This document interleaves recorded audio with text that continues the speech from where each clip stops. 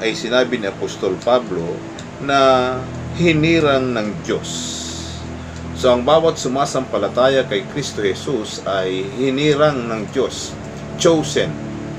In other words ay sa dinami-dami ng mga tao, isa ka sa pinili ng ating Panginoon. O kaya ay sa salitang English na elect. You are elected. You will be pronounced as elect or elected. Hinirang.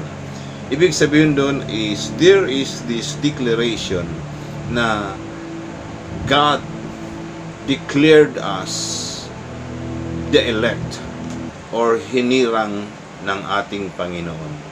At ang salita ng Diyos, we are basing our faith.